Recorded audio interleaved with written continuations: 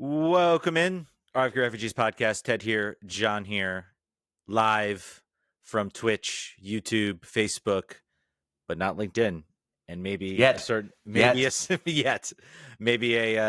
DC United player dropped the fact that he posts on LinkedIn. Maybe we'll make that part of our repertoire because we need to gain his audience. We've already got the audience of several players, several parents of players. We're big fans. We got some fan bases of I won't say who. I won't drop who, but we several players on both DC and the Spirit that have reached out to us. I'll say that much. So yeah, it's our audience is your parents, basically. Yes. That's who we're going for. If you play soccer, we're going for your parents. Exactly. All right, Jon, how you doing, my friend? How was your weekend? You have a story, man. We are finally a couple. DC United is finally granting us press credentials. We've gained enough of a following, thanks to you all. I think we can go and say thank you to the fans because you guys have built the show, listened to the show, enjoy the show, and I think it's been great. So you actually got access. You got to go to the press box. You got to schmooze with the big time people, all the several hundred reporters that cover DC United. It's very funny that it's basically just the same crew that I talked to at the Spirit games, just in a different room. So I mean, it was good. It was great. Thanks to Sam for making it happen. I was saying, like, it's really been 7 years of doing this show to get, and it has. So we're finally there. I really do think there is a benefit for me watching from that vantage point to be able to really understand what's going on and sort of look at positioning and things like that, because TV just doesn't do it for me. And I think also when I'm watching at home with my phone in my hand, like, my acuity slips slightly. So I think it's a lot better that if I'm sitting there. Anyway, yeah. So it was great. Got to be there in person and got to see a comeback victory, which is, I don't think I was predicting. Yeah. I have to go back and check if I did predict that, but I don't think that I did. You definitely got a better view for 2 minutes of the game on the TV stream. It was literally stuck like on the camera that's like on the field level. So it was like watching like the ball sort of chase around, and you couldn't really see anything other than, I guess, the player who was attacking. It's stuck like, there for like 2 minutes. It's like, what would your view be if you were strapped in a chair with like a neck brace on? Like, that's what the game would look like. We can't move your neck at all. That's what it would look like. How was your weekend? It was good. I was refereeing soccer, trying to do that action. So a lot of high level teams tournament. This like March is like Richmond is like just full of like tournaments. There's like one every single weekend basically leading up through all of March. So I saw some people, saw some friends. I saw someone I would go to DC United games on the regular and go to Kickers games on the regular. His son is now refereeing. So that was definitely I feel old. There was also a moment where I was refereeing with a guy who I looked like he was around my age. He was definitely like, in his 30s, I could tell. And we're walking out to the field and they're like, oh, we forgot the ball. Okay, whoever's youngest, go get it. And the guy just immediately like doesn't even ask how old I am. Just turns around and runs. Not you. Like, wait, how old are you? I was like, how old are you? He said 32. I'm like, oh my goodness. He was right. I'm 2 years older than you. He's right. He was right. I'm like 2 years older, and he just turned around. He clocked you very, very specifically. Yeah. I think is what happened there. It's the gray in the beard, I'm sure. It's the gray in the beard, the gray in the hair, all that stuff that is developed early. But yeah, that's my weekend, man. And I also see DC United win, which was great. It was good to see. Let's get into it. We won't talk about the game first. We did got some questions. I think it's appropriate to start with some general DC United news, and we got the allocation numbers. So if you haven't been paying attention to DC, you know that the MLS has started to release allocation numbers. They've actually like published them. So this was kind of like they did one at the beginning of the year. Now this is kind of like after sort of the first wave. Window is still open. There's still opportunities to use the allocation money, but basically, and there's also maybe some allocation money that's still hidden. We'll get into that. We'll get into that into a minute. Or basically allocation money that hasn't been acted upon, we'll say. DC United currently sitting at 122,000 reported allocation money. Several other teams, I think, Atlanta's still in the millions. LA Galaxy with a big fat goose egg. And they are a team that has had to like shed salary. They went for broke and won. They have pulled the copper wiring out of their house to sell it to get back to zero. That's sort of the situation they have in the roster right now. DC United acting as the loan shark, as it like charges, gives them GAM, and then charges back, gets a percentage of GAM back. Mm-hmm. So every week you don't pay us this GAM back, and price goes up. Exactly. So that's the GAM, and we got some questions related to it.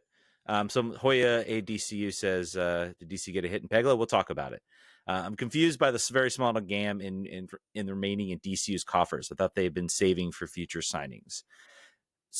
So let's get into it. So I think so. Yes, they have sold. So they obviously traded Teku Pietro for cash. They have sold Mattia Camone. Probably going to sell Christian Fletcher in the future. I think how that works is you can convert that into GAM. But my guess is like you can maybe within the window, maybe within a certain point, maybe you can do that basically like whenever you need it. You can tell MLS, hey, we want to sign this player. We need to use this amount of GAM, and we're banking the fact that we sold, Mattia Cambone for $2 million. So we need to take $1 million out of that and sort of apply it to GAM. Maybe you can, just go ahead and grab it and apply for it. So I think they could still, utilize that GAM. I would say, take these numbers with a grain of salt. They're also, of course, selected the designated player model. They can switch. That'll give them an extra $1 million in GAM. And maybe there's some benefit in kind of like playing a little bit of a shell game with the amount of GAM you have, especially now that it's public. You don't want teams necessarily knowing, what you're actually going to be doing as far as that GAM or where you're actually going to be using it for. Because no doubt, like GMs are looking at these numbers and they are trying to like surmise out what teams might need help and where they might need to get assets from. What's that international spot really worth to you? And then I can look in your wallet and be like, I know exactly how much it's worth to you. Exactly. So I think there's some shell games going on.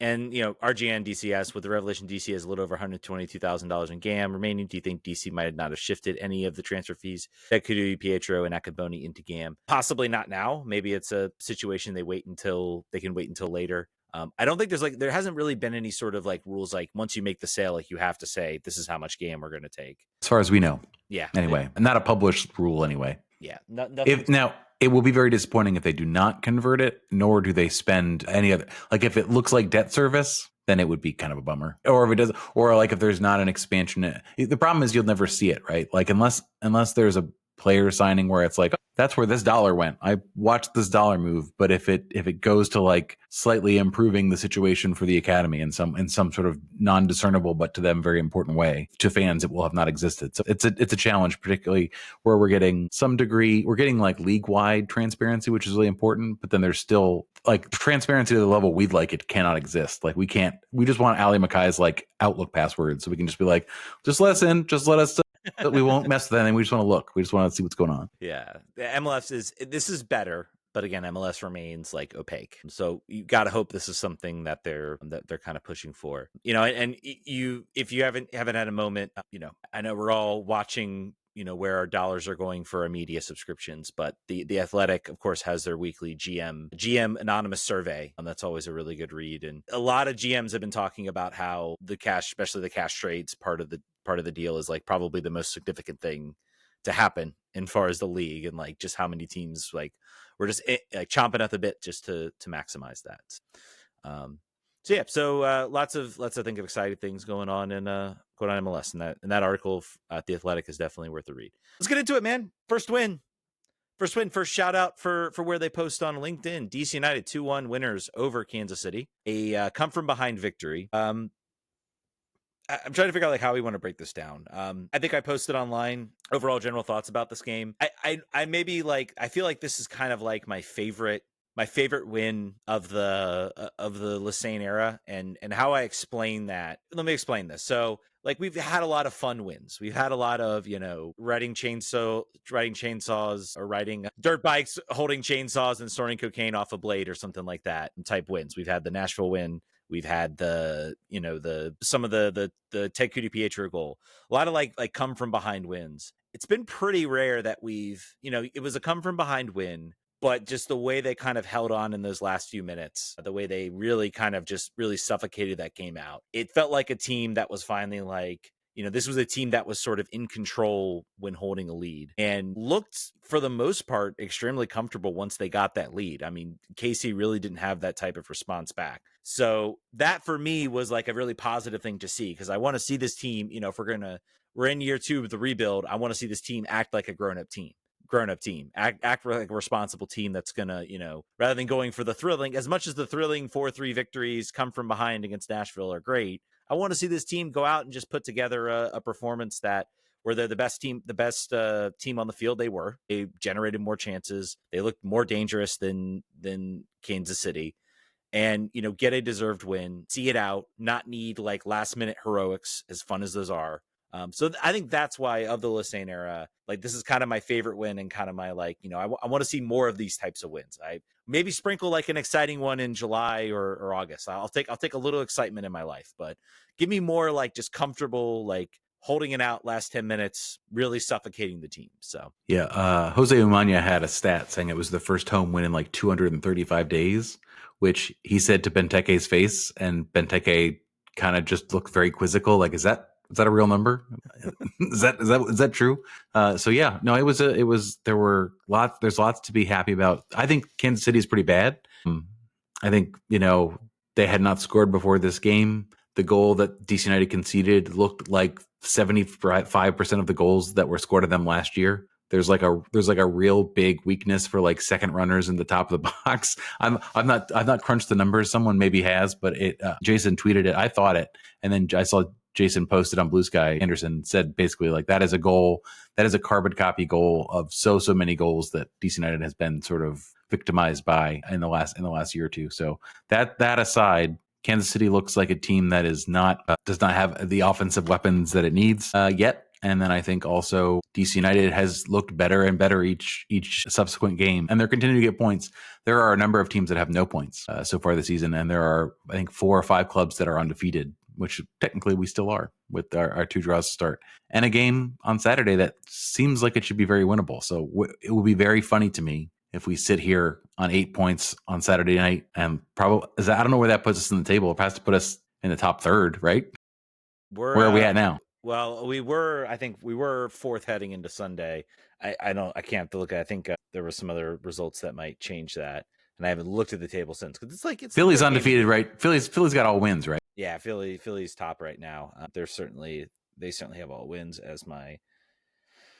Either way, I think DC United are, I think we talked before about how much of a challenge it was to look at the schedule and be reasonable about points, but also, hold them to account. And we could have won all these games. We could have won the first 4 games. We could be Philadelphia. It's very, very possible. And then the season's going to change and we're going to see where we're at. But right now, I mean, you have to win your home games. You have to beat the teams that you're better than, or at least not lose to the teams you're better than. So we have to be excited about that. And I think there are some players that are improving week by week that need to be good. So I think that's probably where to start. We can look at the lineups to sort of begin the conversation. Yeah. They're 5th, by the way. And as someone pointed out here on the chat, they're 5th between FCC and Charlotte right now. Again, schedule obviously playing a factor there. This team has not played against, we'll say, real like top tier opponents, though. Maybe after how Chicago like basically dealt with Dallas, maybe that Chicago draw looking a little bit better.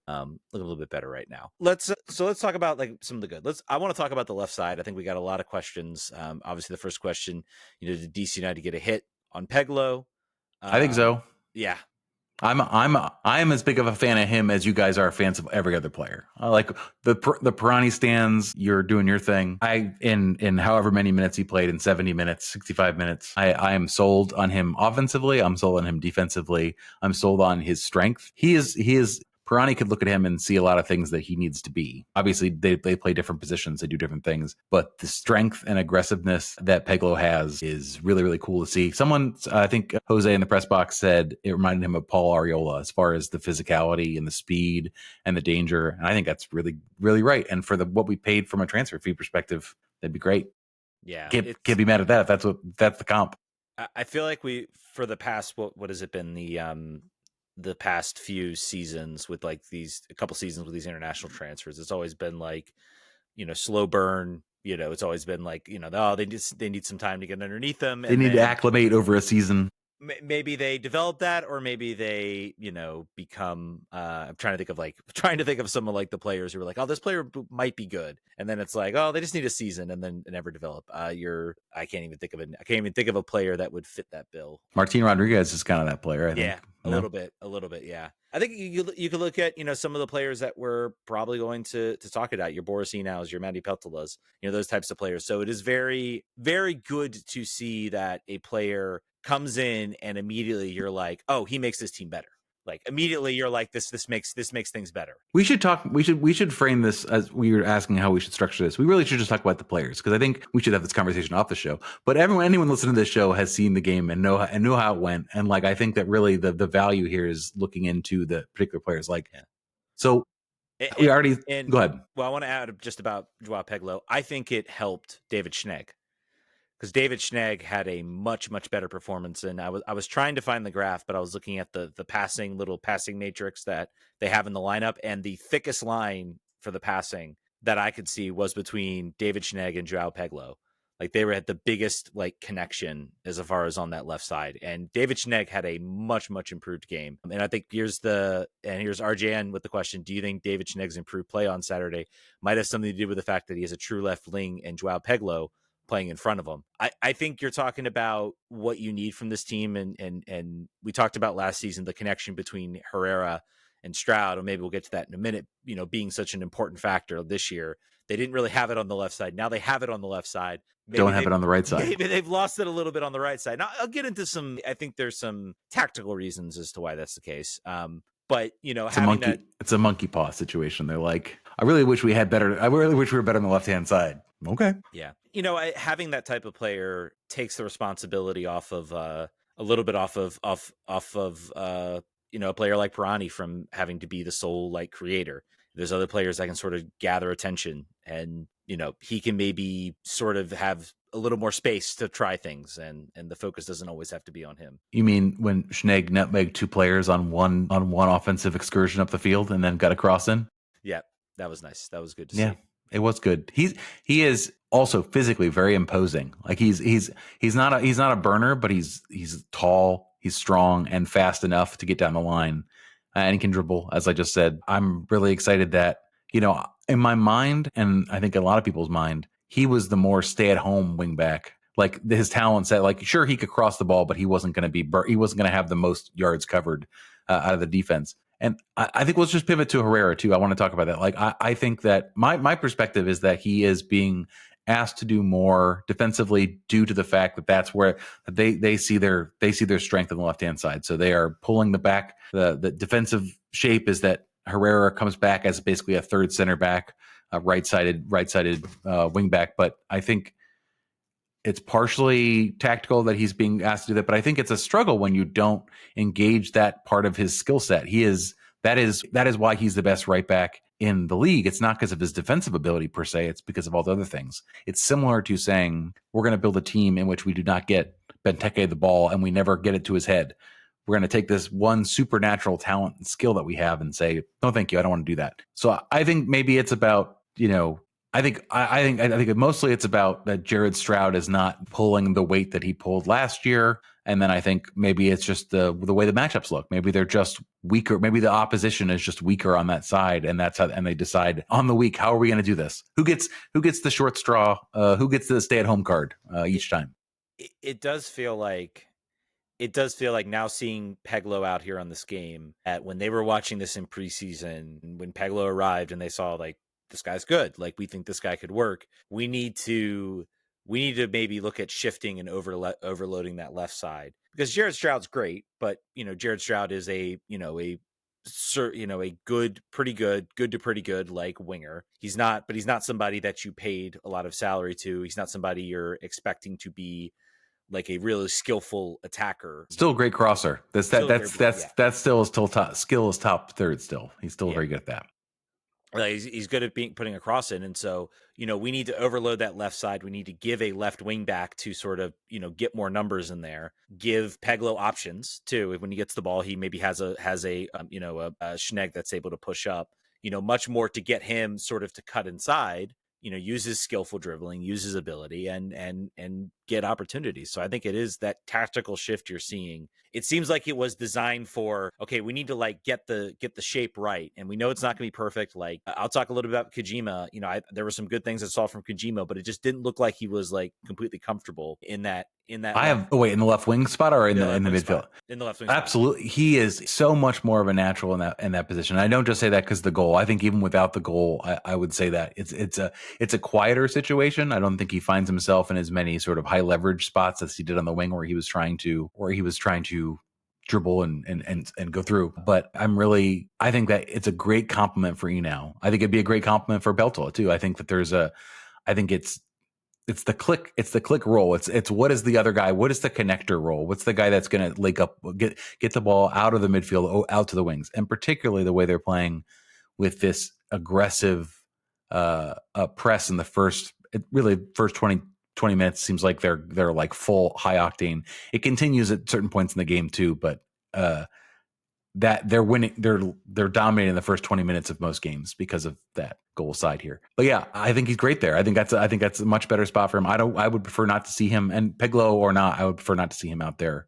on the wing again. I think that's not where we see the best of him. Yeah. I mean, I think to kind of your point about, I feel like that position he plays as the 8 kind of maximizes his strength, which is he was very good at kind of winning the ball in midfield. He and Borusino both did, I thought, a good job of winning the ball in midfield. A lot of people dump it on Borusino. I did not think he had a poor game. I don't think it was like a super fantastic game, but I don't think it was like as bad as everybody was saying. The reason he is out there, I think, and what he does a little bit better, I think, than Peltola does right now, is just he is able to put himself in good spots to win the ball in the midfield and sort of start that transition.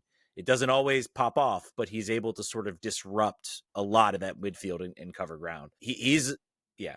Go ahead. I was just going to say the problem with Enow, I think, and why I said that, why I think other people said that, is that his mistakes, both of them, turned into extremely good goal scoring opportunities. I don't have the XG generated per chance, but they were in bad spots of the field. They weren't physical mistakes. They were mostly mental mistakes. They were a pass he shouldn't have made, and there was a place in the field he should not have gotten dispossessed. So that is the only thing that worries me. I said at the time that reminds me of 2024 Enow, and that it looked like the game was coming too fast for him. In the previous 2 games, I thought he was obviously the first one, he was man of the match, but I think even against Chicago, he was much more up to the speed of play. This was his worst game of the season so far, but I think the floor is still higher than it was last year. That's how I characterize him. Yeah, and what I will preface with with all this is, Schnegg had a really awful game, like against Chicago, like we all talked about that, how bad it was, and then he was like excellent on both sides of the ball, defensively and offensively. Like he was making plays defensively, he was coming back. It looked a lot cleaner, a lot better. He was on the plays, and I think you got to accept that players are going to have games like that. That's why I'm not dumping Jared Stroud. I think has had a rough couple of games, but I think he's a player that could very easily just turn around and have a really good game. And he missed preseason. He missed some preseason time too, I think. Yeah. So I mean, it's just I think sometimes you just got to be a little bit patient with certain players. Had no tackles successful. He was 0 for 1 on tackles the entire 72 minutes. So I think that some of that is SKC being pretty poor and not trying to move the ball through the midfield. I don't know. He can do better. He's shown us he can do a little better. Yeah, and on the transition moment, I think both he and Kojima got kind of caught, not pressing, kind of left Eric Tommy kind of wide open. Transition defense, I thought the team better managed it. It's just the one moment that they kind of let it slip is when they got punished. They were pretty good, I thought, at sort of coming back. They didn't really allow, when Casey got the ball, they didn't really allow too much. But when the one moment they scored on. So it's certainly something, when this team faces better opponents, it's going to be like super important to watch as far as that goes. Was this discussed on the broadcast why Peltola had to wait? Boris Enow came from here. It looked like Boris Enow came off before the substitution was announced, or was outside of the window for the substitution. Well, so I believe what it was. So it's the policy to curb time wasting, where you have a certain number of minutes or certain seconds, I guess, that you have to basically get off the field. And if you don't, the referee can say, nope, you're basically held till the ball goes out of play again, and you get another opportunity to come back on.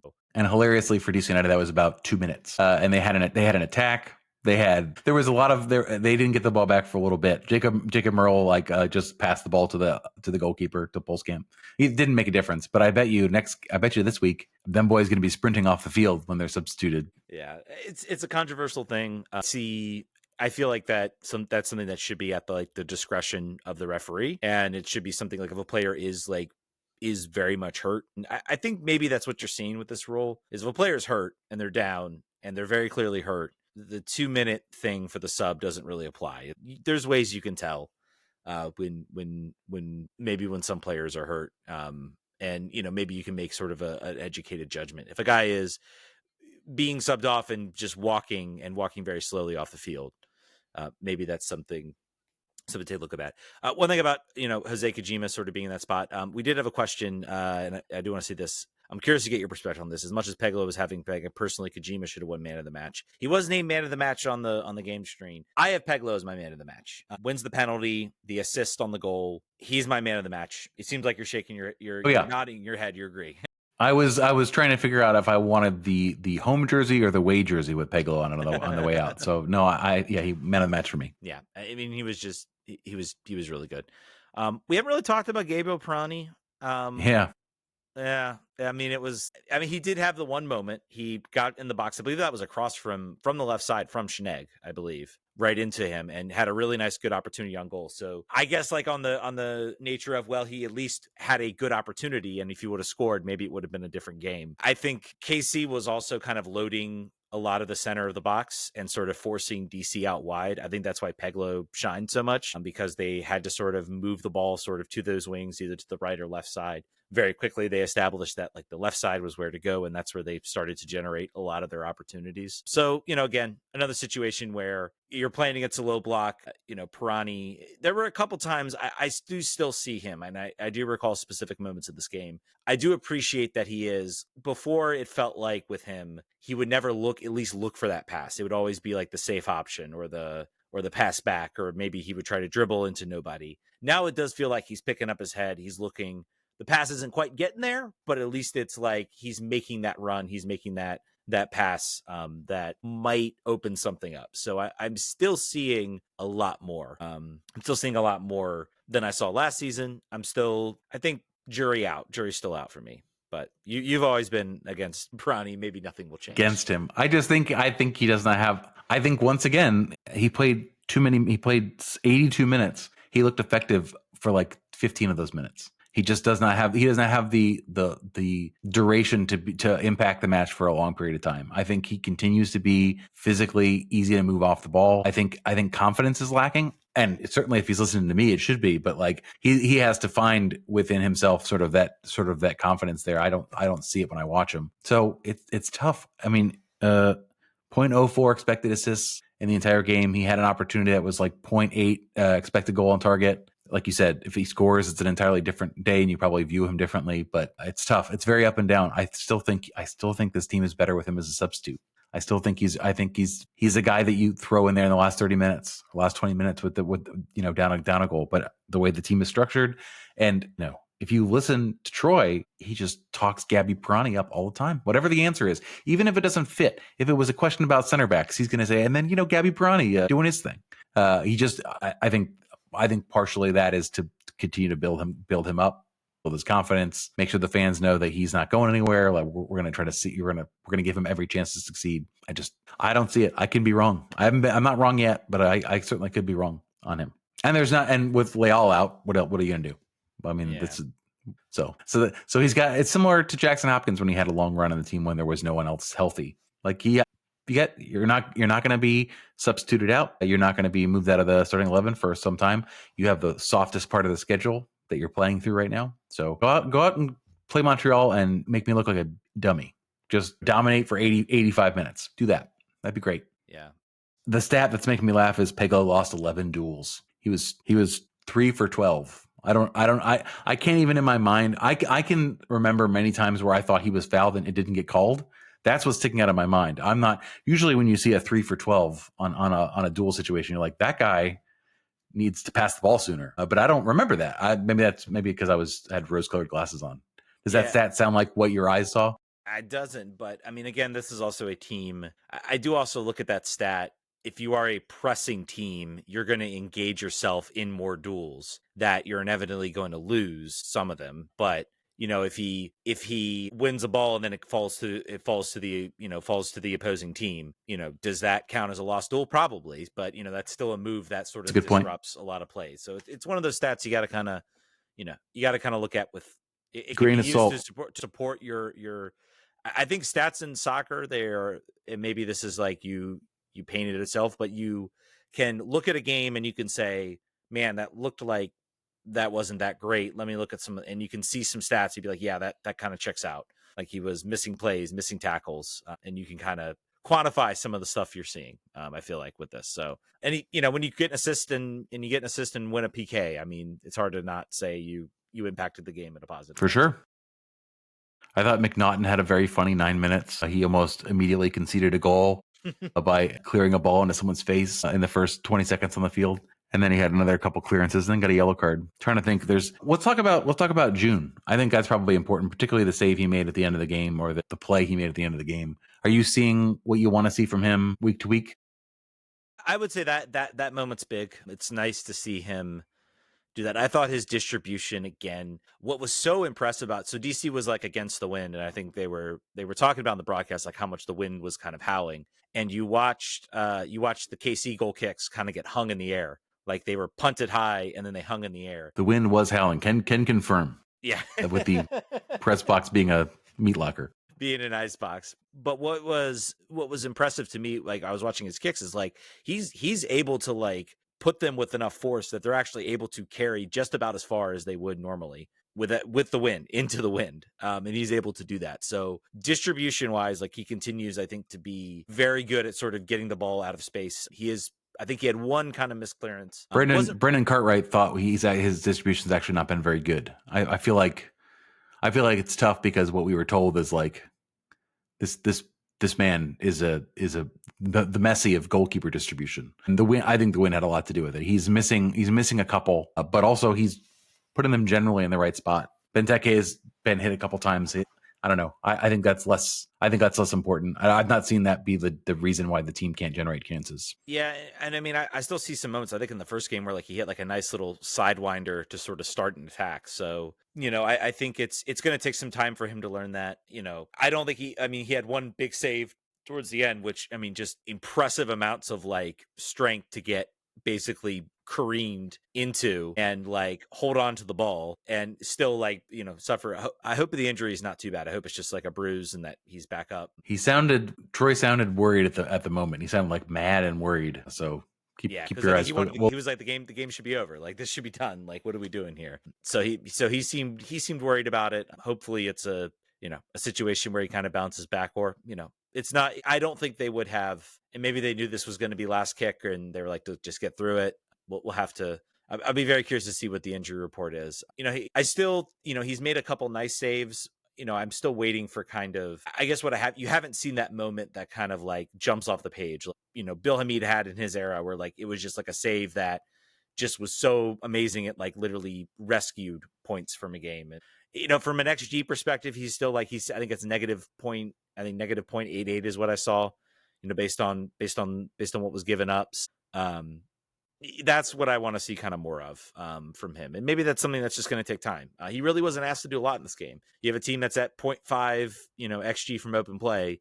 You're not really going to be facing too many, big high scoring opportunities. Yeah, he's if you look at his it's too early to look at it, but his ranks in goals conceded, errors led to goal, pass accuracy is only 52%, and that is so far in the season ranks him pretty poorly in MLS for goalkeepers. But that's also because, similar to the pressing style, we're passing the ball a lot.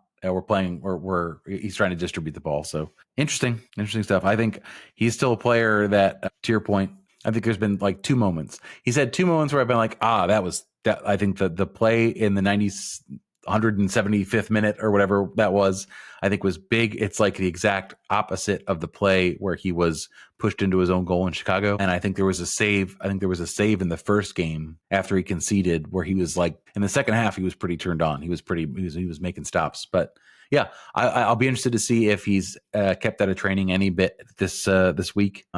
There's availability this week, so we'll see how it goes in that. Barraza is probably ready to go and probably biting at the chance to get an opportunity, particularly against Montreal at home. So we'll see how it goes. Hopefully everything's fine. Yeah. As much as I love Barraza, I want to, Kim June won the starting job. I think it's certainly worthwhile. And I will add, the passing percentages also do. I mean, they still have Benteke. They're still going to try that ball over the top. They want to be a little more deliberate about building, but they're not against when, the game is pressing. They've used June. They've literally, I think in Chicago especially, they use June just boot it up. We need to get the ball into their field, and we need to set our press so where we can go and try to win it. And so that's what they've kind of used it for. He's back to his aerial dual ways, by the way. He was 7 for 10 for Benteke, so he's back. He's back on his BS. So so good things from him. I also want to call it. I thought defensively, both Rawls and Bartlett did a good job. I think Rawls has had kind of an uneven start, maybe a little exposed against Toronto. I thought he was a little better against Chicago, and then maybe with some mistakes, but I thought he was pretty good in this game. And Bartlett as well, I think, has been solid as kind of like the defensive back line. And the fact that, the guy's already the vice captain on the team is fairly impressive from a leadership perspective. So that can only mean good things. Just let's get a clean sheet. Let's stop leading the league in goals conceded or or at least being near it. Yeah, again, it's the transition defense is the big thing. And that's really where I'm looking, with the way DC plays. I think they did a good job of limiting the chances. I think that Tommy goal is kind of where you look at. I'm not saying June, I'm not going to put June at fault for any of it, but that's where you kind of look at and you're like, that's the type of save that, you want a top level goalkeeper maybe to try to make. And that's a save that can make, taking look at what happened with Chris Brady. If Chris Brady doesn't stand on his head, DC probably walks out of there with like a 4-2 win. Let's be honest. Like they were peppering and they were trying to go for the win. That's the type of moment that you want to see out of your goalkeeper. You want to see him go out. Distribution's great. All those things are great, but making those big types of saves that can keep your team in games and earn points are massive. Use those hands. That's what you're out there for. That's why you got gloves. I think also we didn't call out, but it's big that your leader, your captain goes. I mean, obviously for him, this is nothing, but misses a penalty, comes right back, scores a penalty. Doesn't even hesitate, converts it, doesn't even think about it. That's good. I mean, he was perfect before then, so I'm glad that continues. I think he had a couple other opportunities that he would have thought he should have buried. That's always the story of Benteke, but here he is. Goal game. Yeah. Not the flying start he got as far as the goal and boot race, but, good to see it. And, hey, this team finding other ways to score with other players or stepping up. I think we're still on we got goals from Benteke, and then we have Inao, Kojima, and Mural. So those are the kind of, we're still on who's going to be the first one to get the second goal. That's good. We're still on second goal watch. It's going to be Benteke 15, every other player 1 goal. We're all going to spread it around. It's going to be exactly like it was in 2024. I think overall this is a good win. Nice come from behind win. And let's talk about, I want to talk about the end of the game. Dominic Badji, I think he is a player that fits a role so well with this team. You talk about he probably deserved a goal against Chicago coming off the bench. I think he is showing to be a very effective Benteke light. He's not going to be the physical dominant presence that Benteke is. No one is. Like no one in this league is. Like Benteke is a unicorn when it comes to like his ability to win the aerial duels, to be that player. He's also a player. He's played in Europe. He's played at some of the highest level. But it was very nice to be up 2-1 and you get to sub out Benteke. So you give him 10 minutes of rest. You don't have to risk injury. You put yourself in that position to where you do that. And then you bring on Badji, and Badji just, couple moments just completely killed off a lot of that extra time, limited the chances that Kansas City had. I thought he was excellent. He didn't try to play hero ball. He didn't try to go out and get a goal himself. I think he knows his role. Like he knows, like I'm back up for Christian Benteke. That's my role. I'm going to help this team, bring that same sort of like physical presence. Even though I can't do all the things Benteke does, but I'm going to see out games. So I think he deserves a shout out for just coming in, filling a role and doing it well. And it's incredibly refreshing. I will say this year, I know the joke is we got bodies, but there does feel like there are some good bodies now behind him. There are players like, okay, that player serves a purpose. We look at Mural and how he stepped up. Badji. No more Nigel Roberthas on this team. Yeah, choosing between Peltola and Borisino, and I think either one of those players, you get different things from them. I think I wanted to say one thing about Peltola. That's the thing. So he hasn't had a lot of minutes so far, and I would say he's yet to really put his stamp on the game. But he has. There's a physicality difference from year to year. He is much more comfortable being a villain. He is much more assertive on the field. I think that's only positive. I think someone said like the clickhousery thing was sort of the baton was passed to him. And I think that's accurate. I think he hasn't had a lot of minutes yet, but when I look at him on the field now, I see a different player. And I think it's good that, keep him out of center back, have him just sort of be that guy in the midfield. I'll be interested to see if maybe he gets his first start here on the weekend. Now he's got enough time to sort of cycle through. We'll see what you're not going to take Kojima out, but maybe Enow comes. Maybe Enow and he switched this game. Who knows? Yeah, I think it's going to be that's a storyline to watch. And, unlike last year, there is very clearly competition in the lineup. And DC, throughout the RFK days, were better when they had competition. And every team's better when there's competition. You do have set players who start, but you do need players that are kind of pushing others to kind of be better. And I think that can only for my mind be a positive thing for the team kind of moving forward. We'll see. We got some, this is kind of the last sort of soft opponent. Montreal, I will say they are my team. They are a team in my mind that they're not good. They are a team, an ownership that they're even cheaper than DC. They literally went and just paid a bunch of gam for a bad designated player on another team. That would be the New England Revolution, and Veroni, I think, is who they traded for. That sort of sums up Montreal as an organization. They do not spend money. They do not go out and really break the bank. They are infamous. They had the American player who made an appearance during January camp, who was fighting on a amateur league game under a fake name. That type of stuff. They also had Drogba, which was weird that they did. That might have been the last time they were seriously trying to make signings of any sort, even though he was 50, but still scoring goals for fun either way. Yeah, I mean, and not to say DC takes them lightly. They are still a team that has talented players. Wusu's a good player. They've scored twice as many goals as Kansas City has this season. Yeah. Which is 2, by the way, total. But still, you can't take them lightly. I mean, don't bet MLS. Certainly don't bet a bunch of money on DC United this weekend. I did tell my friend, he was asking for a bet on this game. I said both teams to score. I said Kansas City hasn't scored. They're gonna score against DC United. You could bet that, but I think DC also will. So what's your itch on this game? What do you feel? So this is a team with 0 points, -4 goal differential, no impact players that have really been. You had mentioned sort of one player to look out for. DC United coming high off of 3 points at home. What are you feeling about for this weekend? Not knowing any injuries. Yeah, what am I feeling? What am I feeling for this game? You know what? I'm gonna go on a limb. I'll say I think DC gets a shutout. I think DC goes in. I think they batten down hatches. I think this is the one team they got a shutout against last year too. They got a 1-0 victory off a wonder goal from Pedro Santos, one of the few shutouts they had at all last year. And I think you also got to look at Montreal has to play on the road. This is their third. This will be their 4th straight road game because of the conditions. They physically cannot play at their stadium right now. What's going on there? I don't think it's anything of that. I think it's just weather. They always start on the road. This is the scheduling. Got it. Yeah, this is scheduling. So they consistently start on the road. I think they'll be back. Just curious if I can pull up their schedule quick enough. But they always have this road trip. They don't have their home game until April 12th. So have to play a whole month on the road. Sounds like they need a dome stadium. Yeah, Sounds like they need to play at the old Montreal Expos Olympic Stadium. Well, that's what they used to play, but that stadium is not. Could be funny though. They played some Champions Cup games there. Concrete. Andre Dawson's knees, the Hawks' knees are left there on the ground. Yeah, Montreal. My prediction is they do not get a shutout. 3-1. 3-1 is my expectation. I'm gonna have to see a shutout with my own eyes a couple times before I believe that it's actually possible. I think they were close. Obviously one chance away. I think they really shut down Kansas City.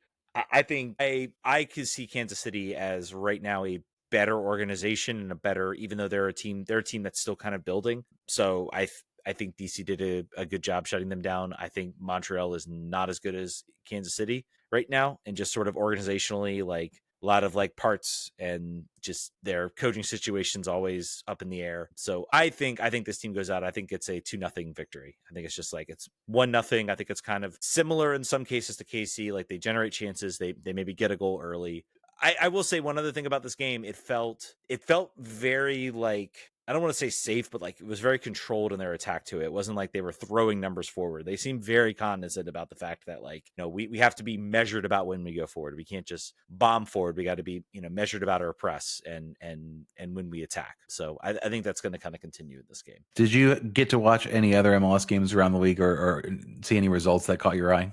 You mentioned Chicago. Yeah, Chicago going up against, I think they're starting to put it together. They got to win against Dallas. They were down 1-0 and then scored 3 consecutive goals in the second half. Yeah, man. LA. I think LA is like the story. Alarm bells should be. Which one?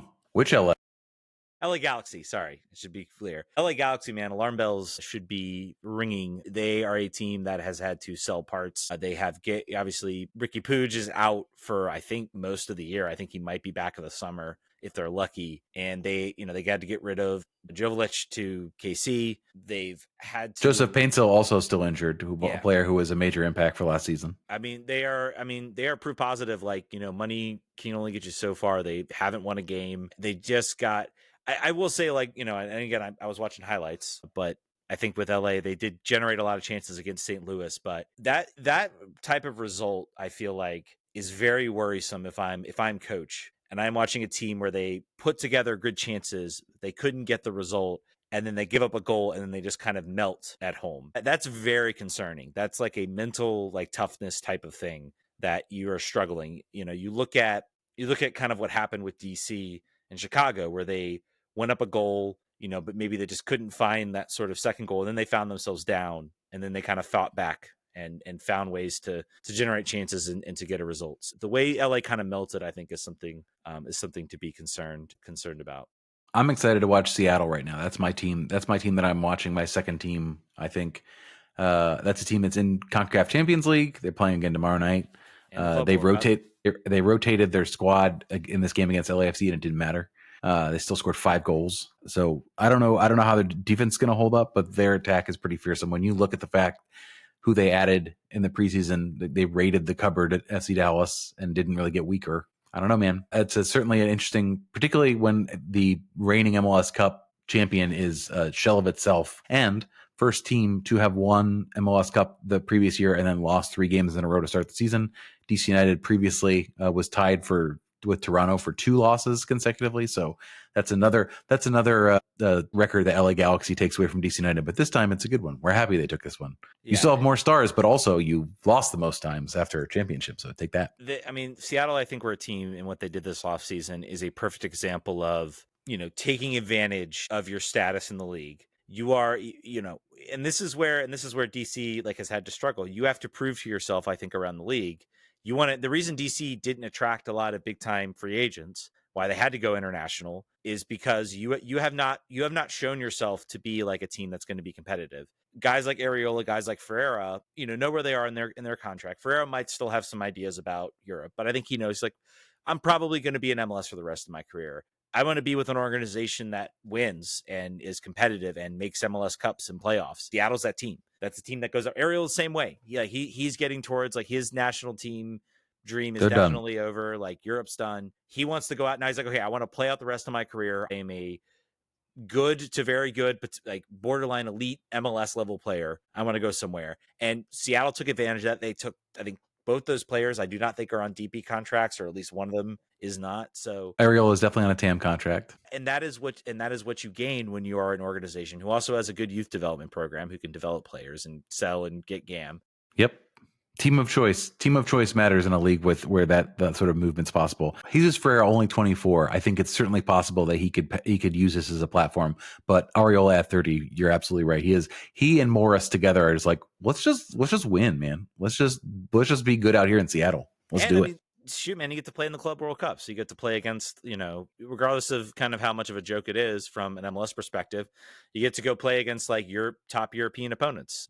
That matters in a lot of ways. I'm just feeling 700 years old, realizing that A, Jordan Morris is 30, B, he is the all-time leading scorer for Seattle. And I remember him coming up as was he an academy product, or did he play 1 year in college? I'm trying to remember how his story started. Jordan Morris was the player who Klinsmann brought in as a college player. Stanford, yeah. So So wow, just time passing. Yeah, man, 87 goals. It is also still really impressive. I think they did a list of like the leading goal scorers and around the league and like all time, and like Jaime Moreno, man, still on that list. Like, not top 5 anymore, but like like the Dan Marino role, you get to look back and be like, man, his numbers are still like really good, still really holds up. Jaime Moreno was the player. I forget the name they call it. It's like something legend, some legend of the game. He came out and brought a flag. So they're trying to like do a thing where they have a club legend come out, start the game, try to build some sort of traditions. Like I think you talked about it before. Better than the New England Revolution throwing tea on the field. They still haven't quite figured it out. They haven't quite figured out when and how to build up the atmosphere around it yet. But I applaud the effort to tie into the history. They need a stadium, man. It looks dead. It looks dead out there. You talk about? Are you sorry? Were you talking New England, right? I was Moreno was there for Red Audi Field for DC United. I was talking about they do that thing. I was making fun of the tee boxes, but yeah, they do need a stadium. I think next year they're going to start. I think they'll start construction of it. So well, yeah, New England already had some, man. They had the guys with like the muskets. Like that was always like that was cool enough. I think they just stuck with that, but they had to innovate. All right, folks. I think that's gonna do it for DC. We do got some Spirit to talk about. The Spirit have well, hold on a second. Do we have any more questions? Should we get to more questions? Brendan Zabron says, will we see Gavin Turner before the US Open Cup? Should we be worried that Tubbs isn't the first center back off the bench? Do we think we see Gavin Turner before the Open Cup? I think it's hard. Probably not. Yeah. Well, not without an injury. Yeah, I think you're looking at, I think if the team is up by a lot and they are like cruising in a game, maybe you see him get a run out. But I think with game on the line scenario type situations, probably not. I think the Open Cup might be the first big opportunity where you see him maybe get an appearance out there. I think we're definitely trending. It feels like we're trending towards start getting close to the window closing. Is there a loan that they're going to look at for either a championship or other team for him to give him some development time? Plus, Barajas needs to get on the field. So if Turner is going to play, he's going to play as a 10. So he could come in for Pirani, which I'm fine with, as you know, that would be okay.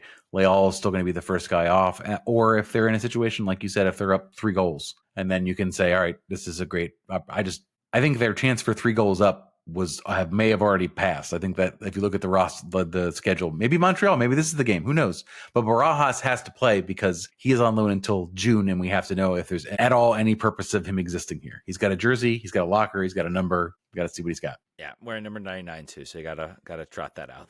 Yeah, just for the visuals, if nothing else. Yeah, so I would say Open Cup's going to be probably the first big opportunity, and that kicks off relatively soon, man. We got the first round with the I'll be going out to the Kickers game to see them play Virginia Dream, definitely on that Wednesday night. So Open Cup is back, folks, and we're back in it. So trying to see any other questions before we move on. I think that was about it.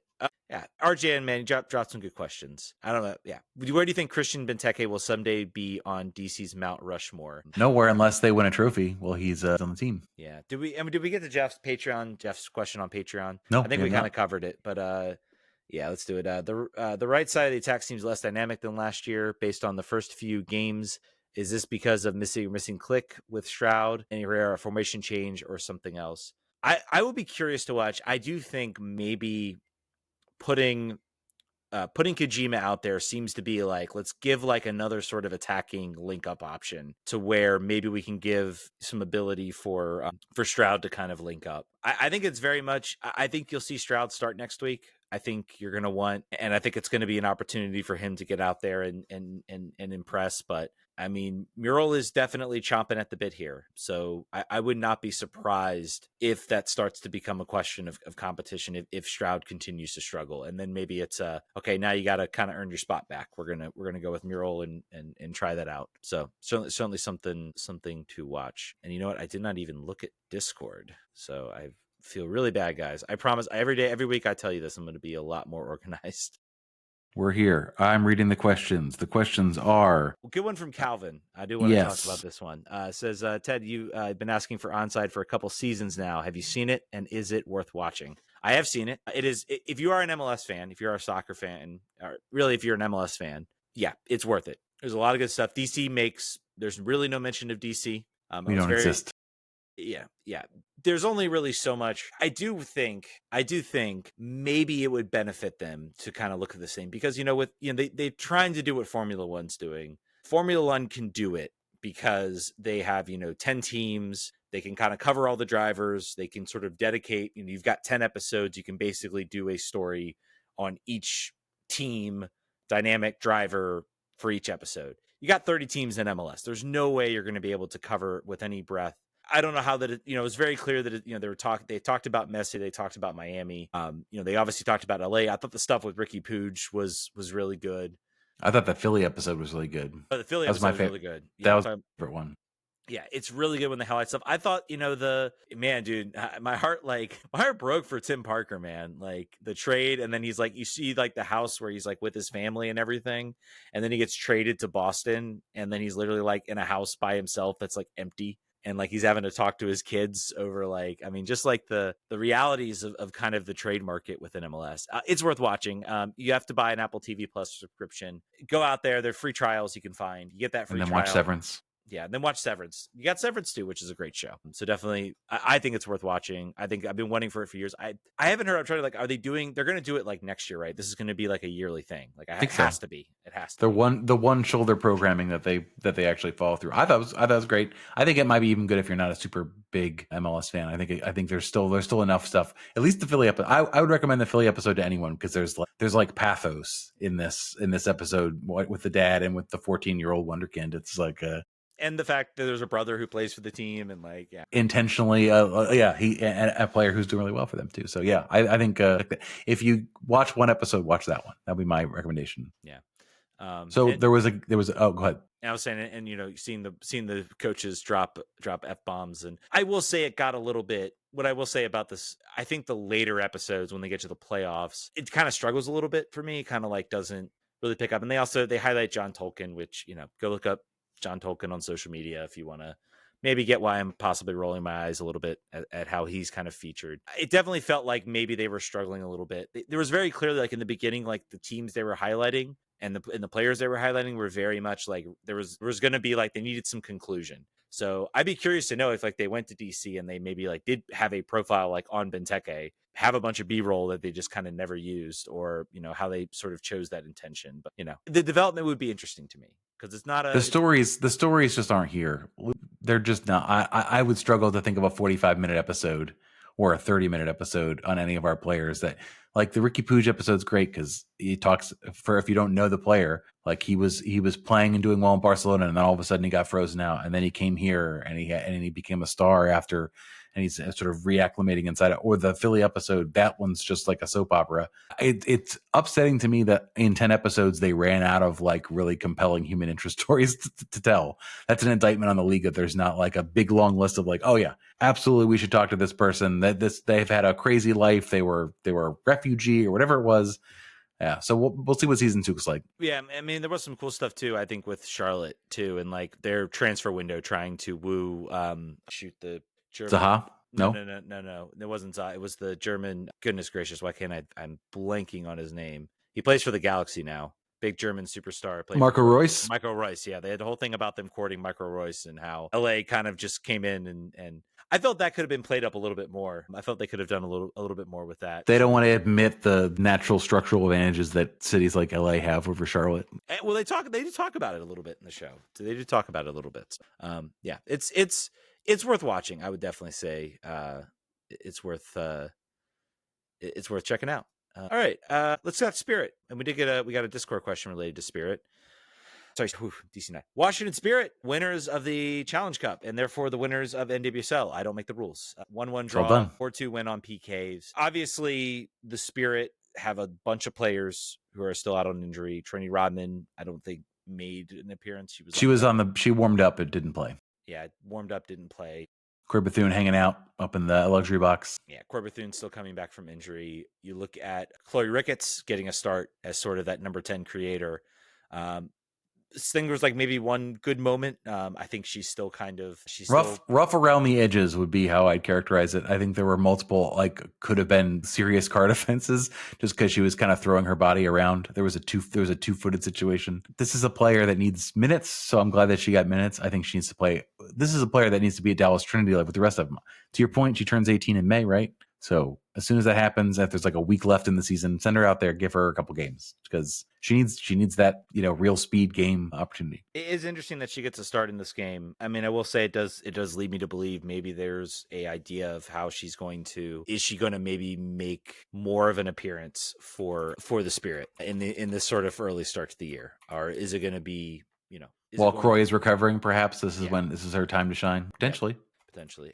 This is the Jacob Merrill situation. She's taking advantage of some injuries in depth to get some opportunities. I think there are not too many things that we're going to touch on too much on this game. The Lacey Santos free kick was a banger. Certainly one of the cooler things. The goal that Orlando scored after a VAR situation on a penalty was a free kick situation. Ashley Hatch does not cover herself in glory in the wall. I think that's the one thing that stands out for me is like she just completely noped out of the wall and great shot by Raphael, but that maybe should not have happened. And then you have Aubrey Kingsbury doing Aubrey Kingsbury things in the penalty shootout. I think this team should be aiming for penalty kicks whenever there's an opportunity.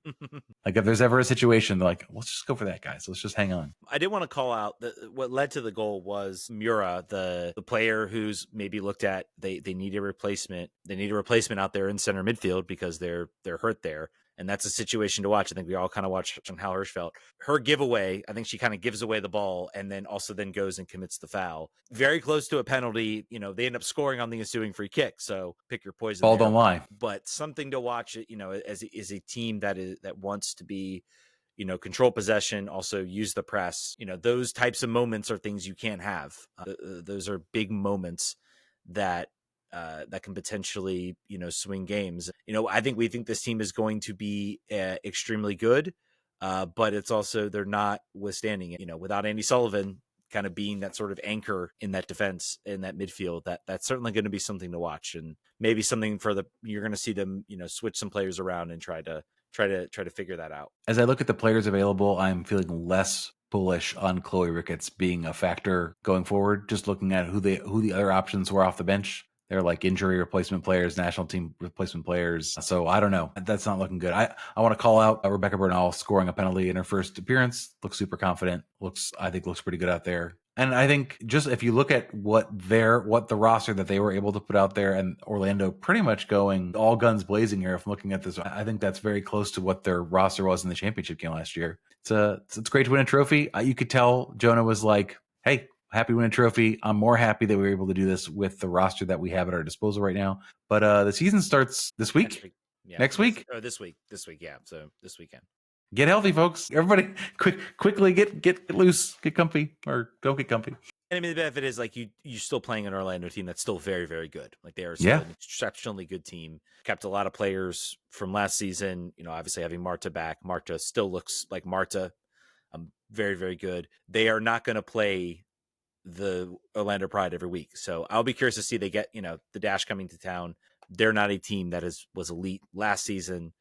They are a team that is definitely rebuilding, I think, as far as what we've seen. So, an opportunity to go out there and to maybe make a statement of intent. And I'll be curious. I mean, it seems like Trendy Rodman has not been making appearances for the national team. There's definitely been a kid glove scenario. She's ready. I think she'll be ready to go week 1.